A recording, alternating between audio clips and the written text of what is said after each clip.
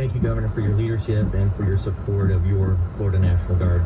Director Guthrie, thank you for your tremendous work and of your team, the great work you're doing to ready our state to protect Florida citizens. The Florida National Guard is fully mobilized with over 5,500 soldiers and airmen deployed or deploying. We're ready to provide humanitarian assistance, search and rescue, route clearance, and security missions throughout the area of operations in partnership with our state and local agencies. Over the past 48 hours, the Florida National Guard has been positioning personnel and units in strategic locations near expected landfall areas to assist impacted counties as rapidly as possible. The Florida National Guard response efforts are organized around 4 task forces. Task Force 53, our main effort, is operating in the western coastal counties with 1,600 guardsmen. Task Force 164 is prepared to support counties in central and northeast Florida with over 1,200 guardsmen. Task Force 83 is prepared to provide aviation support for search and rescue operations and commodity distribution. And Task Force 50 is prepared to provide transportation, sustainment, and communication support with over 1,100 guardsmen as needed. In addition, we have guardsmen currently manning state logistic response centers and other warehouses with over 200 guardsmen throughout the state. We're supporting over 20 county emergency operations centers with liaison specialists, and we continue to work mission requirements prior to landfall, including setting up Tiger Dam containment systems around Manatee County Hospital. The Florida National Guard currently has on hand 2,400 vehicles available to include high mobility and high water vehicles.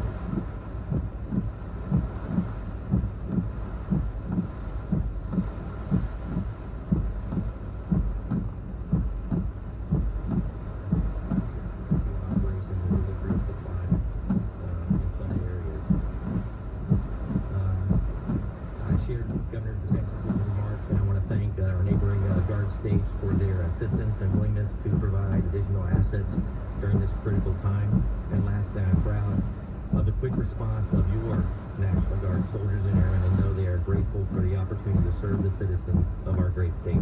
Thank you.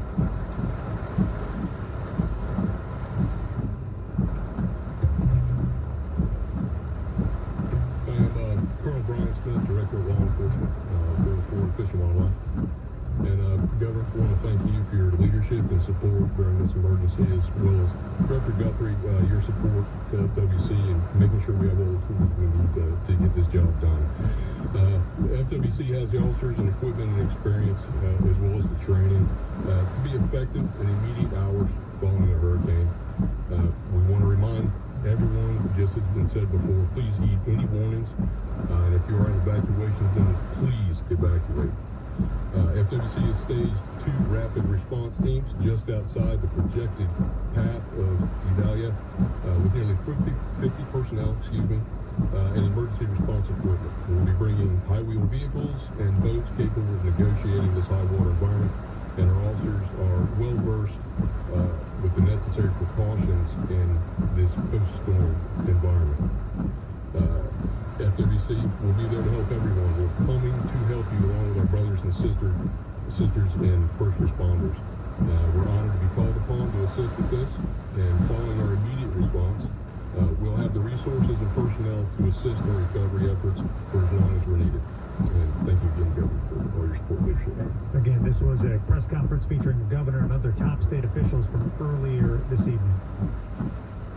FHP has approximately 300 troopers statewide on standby, ready to assist and respond as needed as the impacts of Hurricane Idalia are felt. Currently, we have approximately, again, 300 troopers on Alpha Bravo shifts. In other words, 12-hour shifts that are rotating with no days off in preparation for the response to the storm. Our troopers are maintaining high visibility along our interstate highways and all our evacuation routes, especially interstate rest areas. We're coordinating with our local sheriff's offices, and we're assisting specifically in Taylor, Dixie, and Levy counties and notifying residents in evacuation areas to evacuate and heed that warning. We're coordinating with our FDOT partners, monitoring our roadways and our bridges to make sure they're safe for travel. As the governor mentioned, once speeds reach up 40 miles an hour, we're going to shut those causeways and those bridges down. So now is the time, as Director Guthrie said, now is the time to heed those warnings and evacuate if you're in an evacuation evacuation area. We're going to continue to monitor, and we advise you to also monitor your local emergency management officials and local sheriffs and follow their directions as they put out releases and directions for you to follow as the storm approaches and the impacts are felt. After the storm passes, I would encourage you not to go out and sightsee. Give first responders room to work, room to respond, and room to assist those in need. As you travel our highways, if you become disabled, your vehicle becomes disabled, try to get out of the traffic ways. If you're unfortunately involved in a collision, try to clear the roadway and dial star FHP or 347. Star FHP or 347 if you need assistance. And if it's an immediate emergency, always dial 911. Governor DeSantis, thank you for your leadership, your support of your Florida troopers, and law enforcement in general. Director Guthrie, also thank you for your support. Florida has great leadership, and we're proud to serve with you. Thank you. Okay, so be ready for impact. It's going to happen. We'll be prepared for losing power, of course, and we've been stressing that over the past many days. This could have really significant storm surge on those coastal areas alongside the Big Bend, and storm surge of this magnitude is not something we've ever seen in this part of Florida in any of our lifetimes. So please take the appropriate precautions and just understand that this is something that absolutely can be life-threatening if you were in one of those areas that is in the coastal or low-lying areas when you're met with this type of storm surge. Okay, any questions?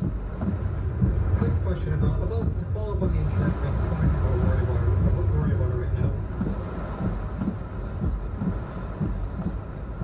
Insurance reforms in the past decade. Look, we can talk about the policy stuff, and I think right now we're focusing on the response, protecting people, and then getting what we need to go there.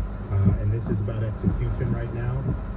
We obviously can have different policy debates when the time's appropriate, but this is what we have to do to be able to save lives, be able to respond, be able to get people back on their feet.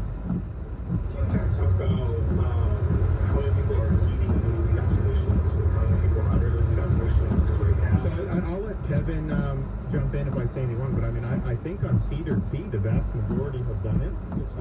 And I think that, I don't think it's 100%, but I think it was a lot. I think it was a big percentage, and probably a bigger percentage in some of those really sensitive areas than happened in Hurricane Ian with some of those areas that ended up being ground zero. Of course, I think there's been a lot more notice that this storm was likely to hit in this area compared to Ian, because I think we had some track shifts, so I understand how people process that.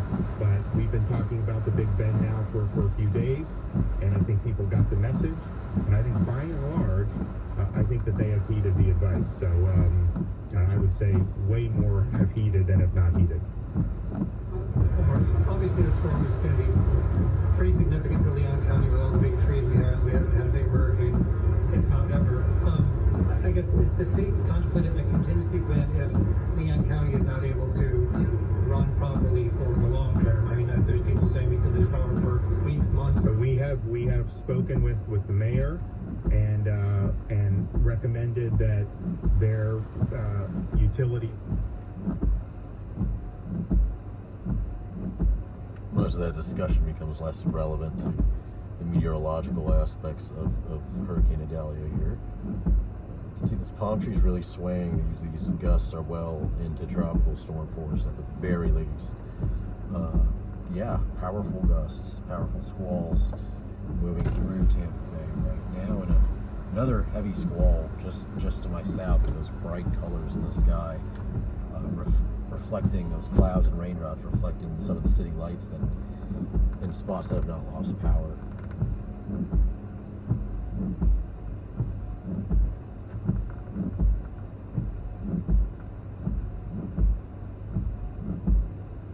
It really is amazing how these street lights manage to not lose power, and while all the buildings here, all the apartments, everyone has lost power, and the street lights just stay on. I'm not familiar with how that power's set up, but it really is interesting. I've seen that in all three significant hurricanes, four significant hurricanes, Hurricane Irma, 2017 Hurricane Ada, 2020 Hurricane Ian, 2022, and Hurricane Idalia right now on August 29th, 2023. So, very strong winds. And Aaron Jacobson, who are going to be joining John Romola, along with Will Altoff and Reed Shepard to handle coverage overnight. So we are going to stay live and local for you with Operation Storm Watch Hurricane Idalia. Back with more in just a few moments.